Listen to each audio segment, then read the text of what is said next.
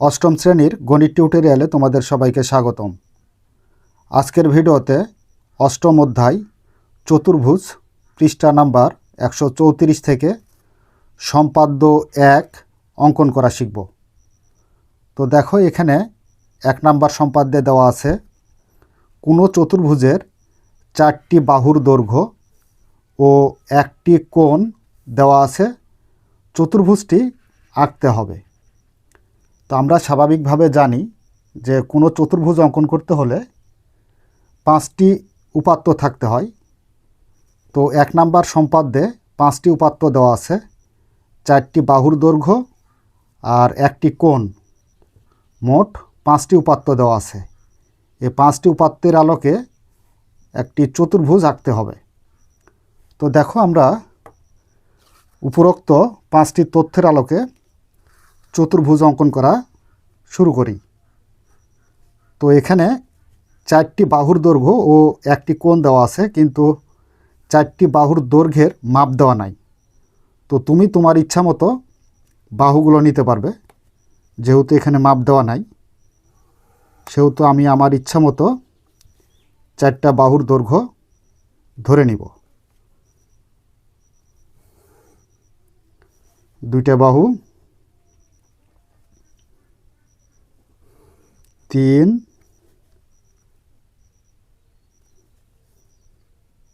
4,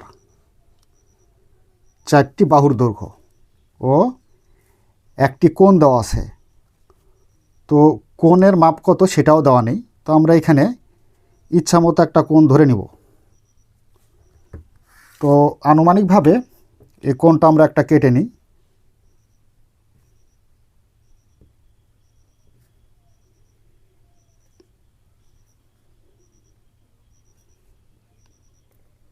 তো দেখো, এটা আমরা এক্স কোণ ধরি। এক্স কোণ,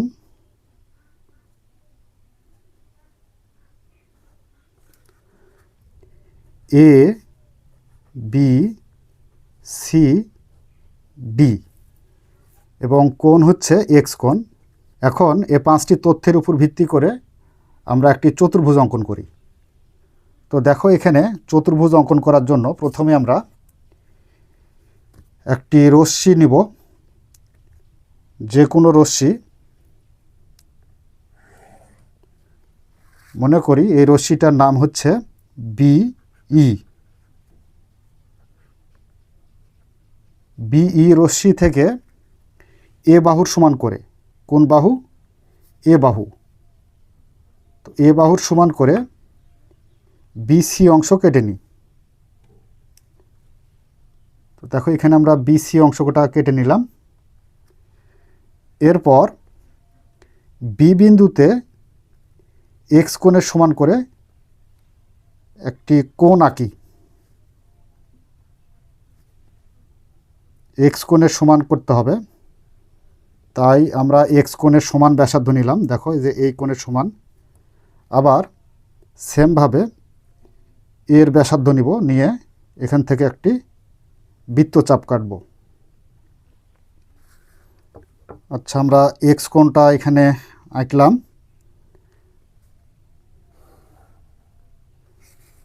তো এক্স কোণের এখানে এই রেখাংশটির নাম দিয়ে আমরা বি এফ। আচ্ছা, এক্স কোণের সমান করে ই বি এফ কোণ আঁকি। এবার বি এফ রেখাংশ থেকে বি বাহুর সমান করে এ বি অংশ বা বি এ অংশ কেটে নিই। বি বাহুর সমান করে বি এফ থেকে এ বি বা বি এ অংশ কেটে নিই। তো এ বাহুটার মাপ হচ্ছে বি। এবার লক্ষ্য করো, এ বিন্দু ও সি বিন্দুকে কেন্দ্র করে যথাক্রমে সি ও ডি বাহুর সমান ব্যাসার্ধ নিয়ে সি বি এ কোণের অভ্যন্তরে 2টি বৃত্তচাপ আঁকি। তার মানে সি বাহুর মাপ নিয়ে আমরা এ কে কেন্দ্র করে একটি বৃত্তচাপ এবং ডি বাহুর মাপ নিয়ে বা ডি বাহুর সমান ব্যাসার্ধ নিয়ে সিকে কেন্দ্র করে একটি বৃত্তচাপ আঁকি, যা পরস্পর বি বিন্দুতে ছেদ করে। এখন আমাদের যে কাজ করতে হবে সেটা হলো এডি এবং সিডি যোগ করি।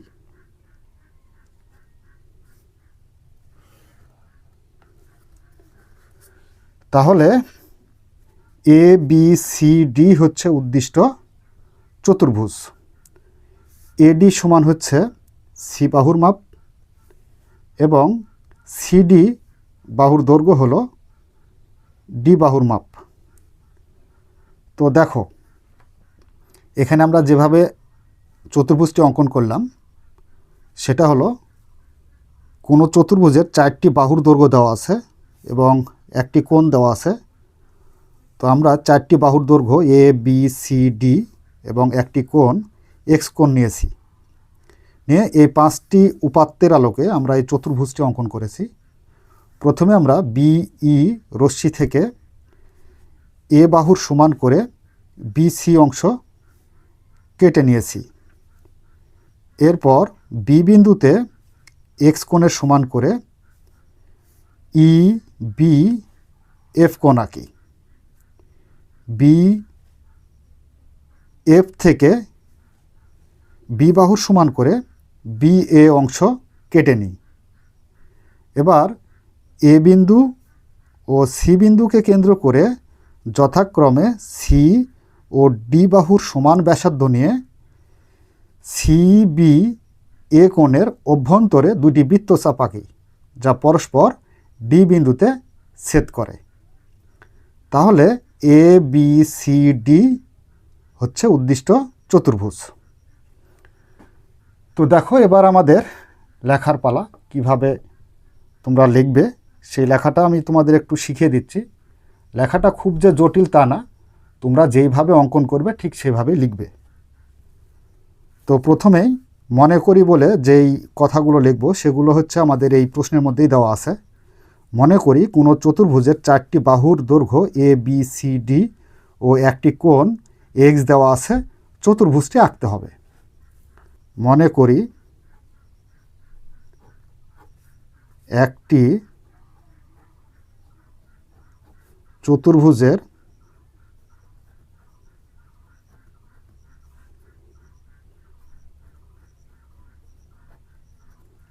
চারটি বাহুর দৈর্ঘ্য, 4টি বাহুর দৈর্ঘ্য কী কী আছে? A B C D, A B C D, এবং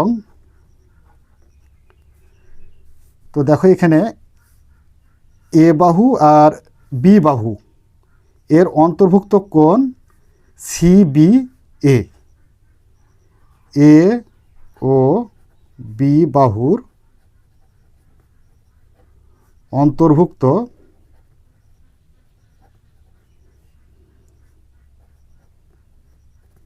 কোণ এক্স দেওয়া আছে, চতুর্ভুজটা আঁকতে হবে। চতুর্ভুজটি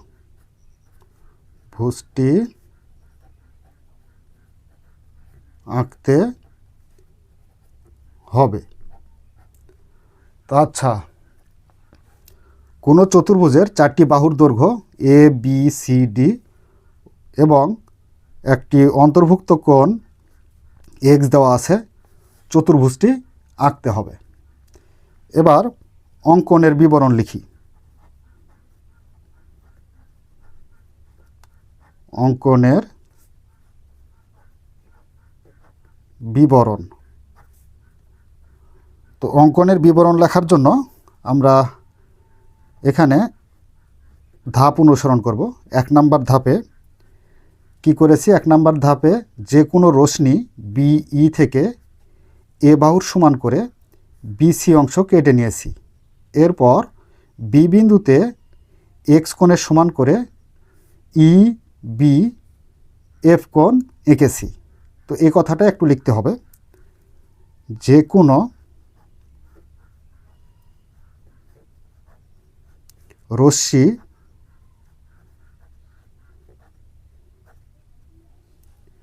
বিই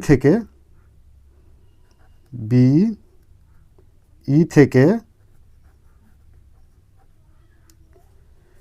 বিসি সমান এ নিই। তার মানে বিসি এর সমান আমরা এ বাহুর মাপ নিয়েছি, তাই আমরা বলবো যে বিসি সমান এ নিই।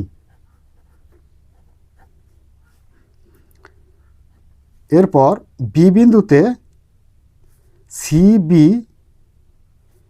এফ কোণ সমান বা ইবি এফ কোণ সমান এক্স কোণ আঁকি। বি বিন্দুতে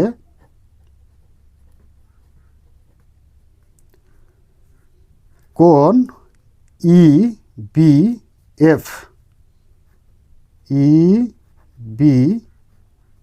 এফ সমান এই কোণের নাম কি, এক্স কোণ, তাহলে এটাও এক্স কোণ হবে। এক্স কোণ আঁকি। আচ্ছা, এবার 2 নাম্বার ধাপে আসি। ধাপ নাম্বার 2। তো 2 নাম্বার ধাপটা লক্ষ্য করো। 2 নাম্বার ধাপে কি করেছি, 2 নাম্বার ধাপে বি এফ থেকে বি বাহুর সমান করে বি এ অংশ কেটে নিয়েছি। এরপর এ বিন্দু ও সি বিন্দুকে কেন্দ্র করে সি ও ডি এর সমান ব্যাসার্ধ নিয়ে সিবি এর অভ্যন্তরে 2টি বৃত্তচাপ এঁকেছি যা ডি বিন্দুতে ছেদ করেছে। আচ্ছা, তাহলে বি এফ থেকে বি এ সমান বি নিই। বি এ সমান বি নিই। এ ও সিকে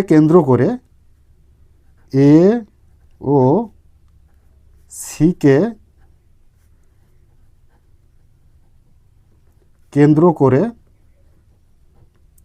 যথাক্রমে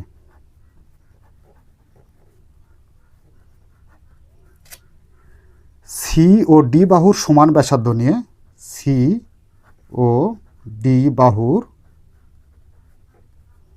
সমান ব্যাসার্ধ নিয়ে সিবি এ কোণের অভ্যন্তরে সিবি এ কোণের অভ্যন্তরে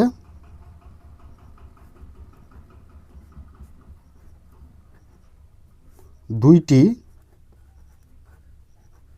বৃত্তচাপ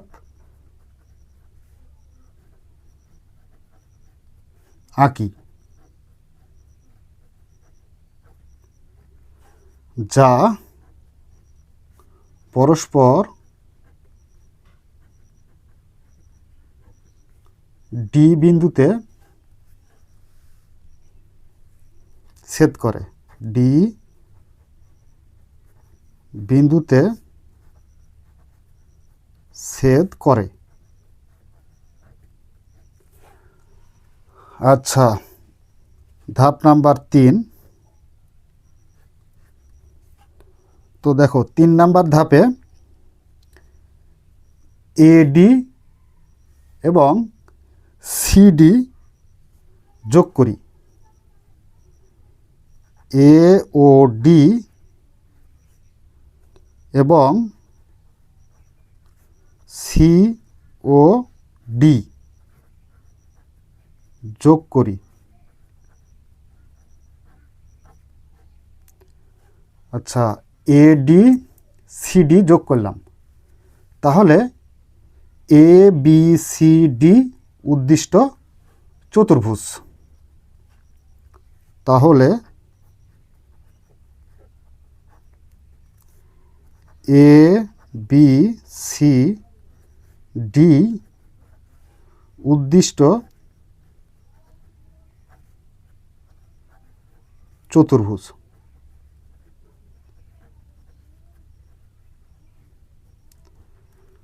তো এই হচ্ছে আমাদের লেখা এবং অঙ্কন। তো প্রিয় শিক্ষার্থীরা, আমরা সম্পাদ্য 1 অঙ্কন করার সময় প্রথমে যে কাজটি করেছি সেটি হলো, আমরা জানি স্বাভাবিকভাবে যে কোনো চতুর্ভুজ অঙ্কন করতে হলে 5টি উপাত্ত দেওয়া থাকতে হবে এবং 5টি উপাত্তর আলোকে আমরা চতুর্ভুজ অঙ্কন করতে পারি। তো সেক্ষেত্রে সম্পাদ্য 1-এ দেওয়া আছে কোনো চতুর্ভুজের 4টি বাহুর দৈর্ঘ্য, তার মানে এখানে 4টি উপাত্ত আর 1টি কোণ, এ মোট হচ্ছে 5টি উপাত্ত। এই 5টি উপাত্তের আলোকে আমরা কি করেছি, চতুর্ভুজ অঙ্কন করেছি। তো প্রথমত আমরা 4টি বাহুর দৈর্ঘ্য এ বি সি ডি নিয়েছি এবং একটি কোণ এক্স কোণ নিয়েছি। এখানে বাহু এবং কোণের কোনো মাপ নাই, তাই আমরা এখানে মাপও নিই নাই। তো দেখো, এখানে এই 5টি উপাত্তের আলোকে আমরা এই চতুর্ভুজটি অঙ্কন করব।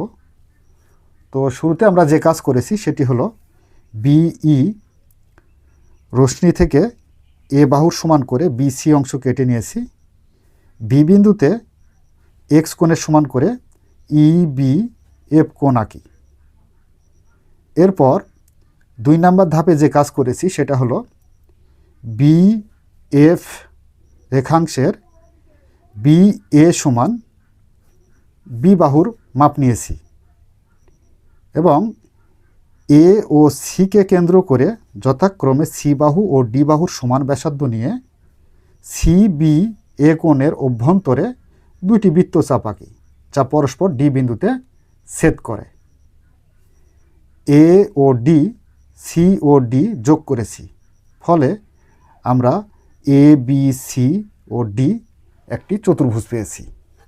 তো আমরা যেভাবে অঙ্কন করেছি ঠিক সেভাবে লিখেছি। আশা করি তোমরা লেখাটাও বুঝতে পেরেছ। তো প্রিয় শিক্ষার্থীরা, এই ছিল আমাদের 1 নাম্বার সম্পাদ্যের অঙ্কন এবং বিবরণ। তো যদি তোমরা সম্পাদ্যটি বুঝতে পেরে থাকো তাহলে অবশ্যই আমাদের চ্যানেলটি সাবস্ক্রাইব করে আমাদের সাথেই থাকবে। এই বলে আজকের মতো ক্লাস এখানেই শেষ করছি। ধন্যবাদ সবাইকে।